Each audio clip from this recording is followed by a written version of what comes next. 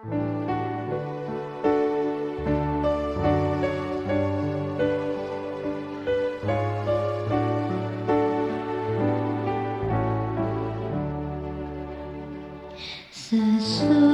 malam fajar mereka bersama Yesus, surga mulai. Habislah kerja, oh fajar mulia. Sesudah malam hari bermain. Sesudah malam pertemuan indah, tiada menangis, tiada kesal. Di negeri mulia tak lagi pisah. Sesudah malam hidup kekal. Shalom pemirsa yang diberkati Tuhan, bertemu kembali dalam seri Renungan Pagi. Sebelum mulai, mari kita sama-sama berdoa. Bapa Surgawi, kami mohon Roh Kudus Engkau curahkan bagi kami saat kami membaca Renungan Pagi, agar kami memahami apa yang kami baca di pagi ini. Terima kasih Bapa, dalam nama Yesus Kristus, amin. Renungan Pagi Harian Senin 3 November 2025 dengan judul Sebuah Buku yang Penuh Berkat. Dan Allah sanggup melimpahkan segala kasih karunia kepadamu, supaya kamu senantiasa berkecukupan di dalam segala sesuatu, dan malah berkelebihan di dalam pelbagai kebajikan. 2 Korintus 9 ayat 8.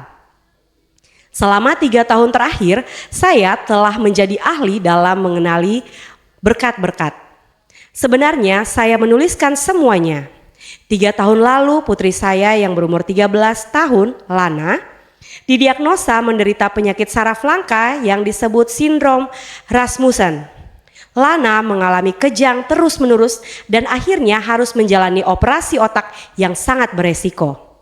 Putus asa untuk memahami kejadian-kejadian mengerikan dalam hidup kami, saya memutuskan untuk berpikir positif dan saya mulai mencatat berkat-berkat, hal-hal seperti disediakan perawat yang ternyata adalah pejuang doa, dan diberkati dengan ruangan parkir yang memungkinkan Lana memiliki akses kursi roda yang lebih baik. Saya aktif mencari apapun dan segala sesuatu yang dapat menunjukkan kepada saya bahwa Tuhan memperhatikan doa kami untuk kesembuhan dan pemulihan Lana.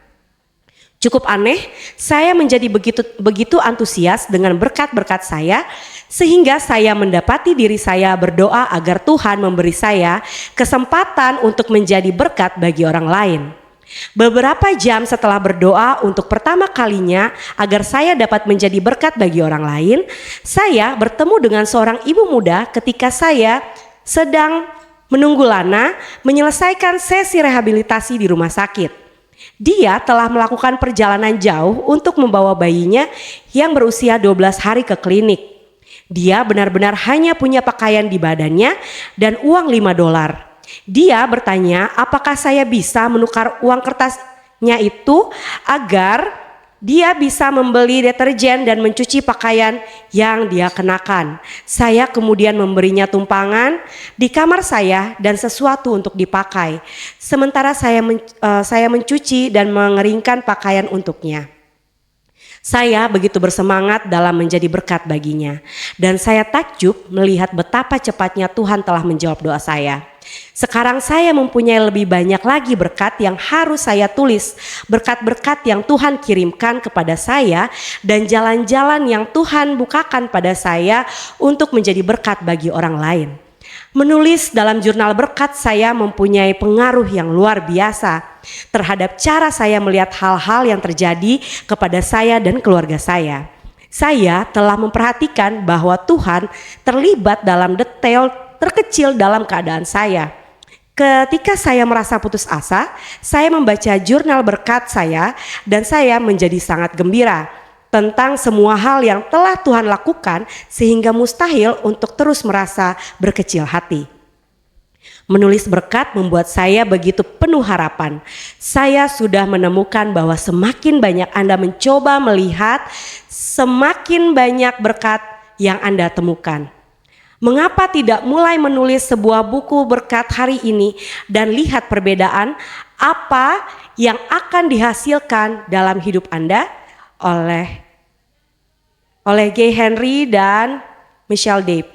Mari kita sama-sama berdoa. Bapa Surgawi, kami telah membaca renungan pagi dan ajar kami ya Bapa untuk senantiasa mengenal berkat-berkat Tuhan, menuliskannya dalam hati kami sehingga kami senantiasa bersyukur. Hamba berdoa untuk pemirsa yang di rumah sehingga mereka juga boleh merasakan berkat Tuhan pada hari ini. Inilah doa dan permohonan kami dalam nama Yesus. Amin.